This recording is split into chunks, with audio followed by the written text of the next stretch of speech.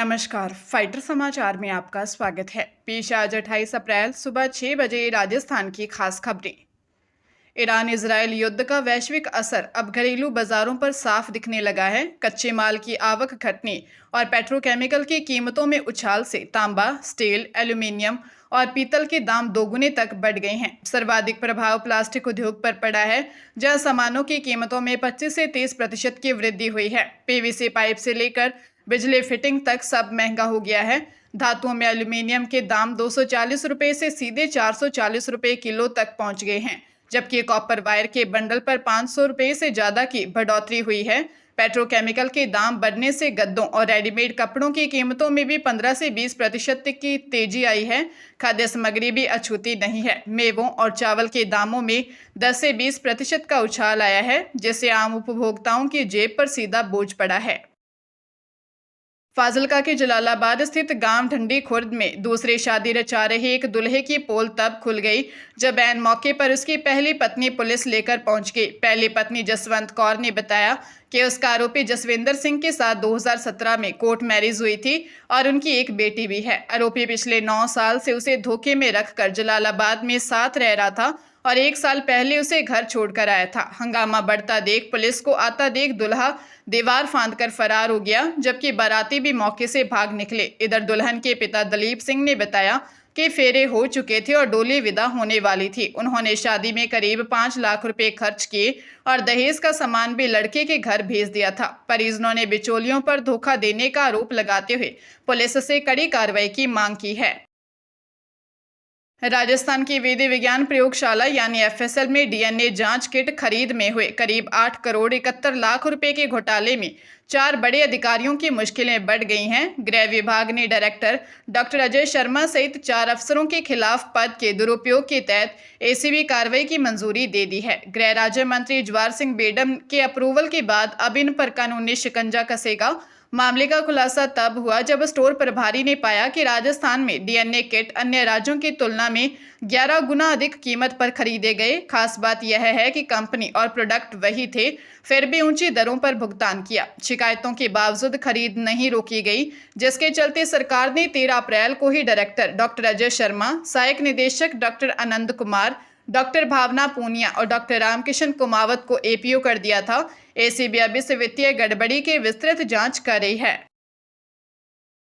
पाली जिले के सांडेराव थाना क्षेत्र में कैनपुरा के पास एक भीषण सड़क हादसे में 2 लोगों की मौत हो गई और एक युवक गंभीर घायल हो गया। पुलिस की शुरुआती जांच के अनुसार एक बाइक पर सवार 2 युवक अत्यधिक नशे की हालत में तेज गति से जा रहे थे, जिन्होंने सड़क पर पैदल चल रहे एक व्यक्ति को जोरदार टक्कर मार दी। टक्कर इतनी भीषण थी कि पैदल यात्री और बाइक चालक दोनों की मौके पर ही मौत हो गई।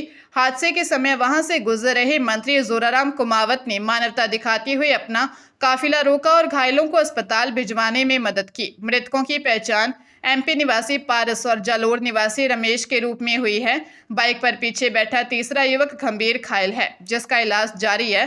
पुलिस मामले की जांच कर रही है।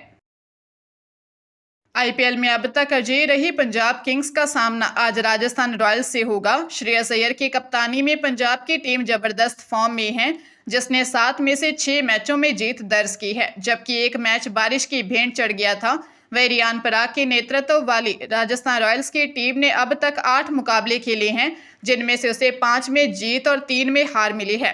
विजय रथ पर सवार पंजाब किंग्स अपनी लय बरकरार रखने के इरादे से मैदान में उतरेगी, तो वही राजस्थान रॉयल्स जीत के साथ तालिका में अपनी स्थिति मजबूत करना चाहेगी। दोनों टीमों के बीच यह रोमांचक मुकाबला आज शाम 7:30 बजे न्यू चंडीगढ़ के Maharaja Yadavindra Singh PCA international cricket stadium में खेला जाएगा। क्रिकेट प्रेमियों को आज कड़े संघर्ष की उम्मीद है।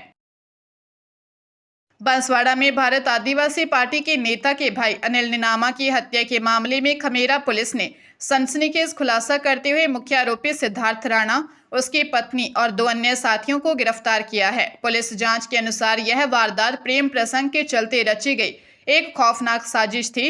आरोपी पति ने अपनी ही पत्नी के जरिए अनिल को मिलने के लिए सुनसान जगह बुलाया। रात को जैसे ही अनिल वहां पहुंचा, आरोपियों ने उसे पकड़ लिया और उस पर कई वार किए। आरोपियों का मकसद उसे जान से मारना नहीं बल्कि अधमरा कर अपमानित करना था, इसलिए उन्होंने कैंची से उसके बाल भी काट दिए। हालांकि इलाज के दौरान अनिल की मौत हो गई। मरने से पहले अनिल ने बयान और वीडियो रिकॉर्डिंग में आरोपियों के नाम उजागर कर दिए थे, जिसके आधार पर एसपी सुधीर जोशी के निर्देशन में टीम ने त्वरित कार्रवाई करते हुए आरोपियों को सलाखों के पीछे पहुंचा दिया। उत्तर पश्चिम रेलवे के जोधपुर मंडल ने यात्री सुविधाओं के विस्तार करते हुए 11 स्टेशनों पर लिफ्ट लगाने के लिए 16 करोड़ 37 लाख रुपए की वित्तीय स्वीकृति दी है। डीआरएम अनुराग त्रिपाठी के अनुसार प्रत्येक स्टेशन पर 2-2 लिफ्ट लगाई जाएंगी, जिससे बुजुर्ग, दिव्यांगों और महिलाओं को प्लेटफॉर्म बदलने में आसानी होगी। योजना में सालावास, हनवंत, लूनी, दूधिया, अजेत, समदड़ी, मोकलसर, बिशनगढ़, रानीवाड़ा, मौदरान और धनेरा स्टेशनों को शामिल किया गया है। वर्तमान में इन स्टेशनों पर केवल फुटओवर ब्रिज की सुविधा है, जिससे भारी सामान वाले यात्रियों को परेशानी होती है। सीनियर डीसीएम हितेश यादव ने बताया कि टेंडर प्रक्रिया के बाद कार्य चरणबद्ध तरीके से शुरू होगा। इसके अतिरिक्त जलोर और भीनमाल पहले से ही अमृत भारत स्टेशन योजना में शामिल हैं, जहां एक्सीलेटर लगाने के निर्देश भी दिए गए हैं। बीकानेर के साइबर थाने में चिट एंड फंड कंपनी के नाम पर करीब 75,35,000 रुपए की ठगी के 2 मामले दर्ज किए गए हैं। पुलिस के अनुसार एक्सपो आरयू ब्रोकिंग कंपनी के प्रतिनिधियों ने निवेशकों को अधिक मुनाफे का झांसा देकर लाखों रुपए ठग लिए। पहली शिकायत मुक्ता प्रसाद नगर की चित्रा ठाकुर ने दर्ज करवाई है, जिनके साथ 67,87,000 रुपए की धोखाधड़ी हुई। मामले में पुलिस ने रजत शर्मा और ईश्वर शर्मा सहित 13 आरोपियों के खिलाफ मुकदमा दर्ज किया है। दूसरी शिकायत जयपुर रोड निवासी सरिता ढैनवाल से की है। उन्होंने रजत शर्मा और रेणु कछवाहा सहित 6 लोगों पर 6,50,000 रुपए की ठगी का आरोप लगाया है। साइबर थाना पुलिस ने दोनों मामलों की जांच शुरू कर दी है। पुलिस सब पीड़ितों से निवेश से संबंधित बैंक रिकॉर्ड और अन्य दस्तावेज जुटा रही है, ताकि आरोपियों के खिलाफ सख्त कार्रवाई की जा सके। चंडीगढ़ के सेक्टर 41 में नगर निगम का फर्जी इंस्पेक्टर बनकर वेंडरों से ठगी करने का सनसनीखेज मामला सामने आया है।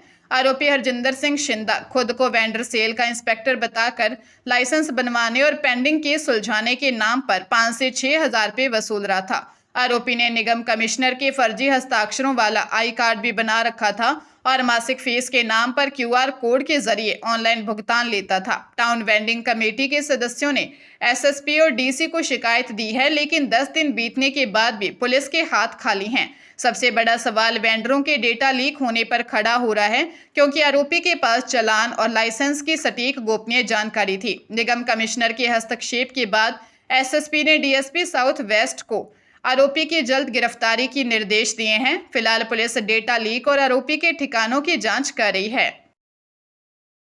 सीकर जिले के बलाना थाना क्षेत्र में विदेश में नौकरी दिलाने के नाम पर 2 अलग अलग धोखाधड़ी के मामले सामने आए हैं। पहले मामले में प्रकाश सिंह ने आरोप लगाया कि परिचितों के माध्यम से संपर्क में आए राजेंद्र सिंह और उनके सहयोगियों ने विदेश भेजने का झांसा देकर उससे 4,87,000 रुपये हड़प लिए। रकम लेने के बावजूद न उसे विदेश भेजा गया और न ही पैसे वापस किए गए। दूसरे मामले में हारून राशिद खान से माल्टा और स्लोवाकिया में ऊंची सैलरी वाली नौकरी का झांसा देकर 9,59,000 रुपये की ठगी की गई। हारून ने स्लोवाकिया तो भेजा गया, लेकिन वहां उसे कोई काम नहीं मिला और जान से मारने की धमकी दी गई। किसी तरह वापस भारत लौटकर पीड़ित ने आरोपियों के खिलाफ शिकायत दर्ज करवाई। पुलिस ने दोनों मामलों में केस दर्ज कर ठग गिरोह की तलाश और जांच शुरू कर दी है। हरियाणा के पानीपत जिले के गांव बिहोली में एक युवक की सनसनीखेज हत्या का मामला सामने आया है। सरपंच जिले सिंह के खेत में काम करने वाले 35 वर्षीय नौकर रणजीत का शव बरामद हुआ। मूल रूप से बिहार निवासी रणजीत की अज्ञात हमलावरों ने हमला कर हत्या कर दी।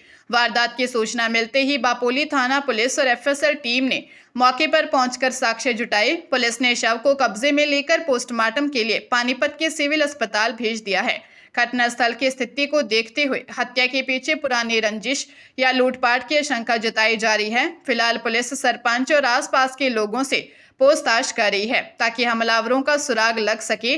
अज्ञात आरोपियों के खिलाफ मामला दर्ज कर जांच शुरू कर दी है।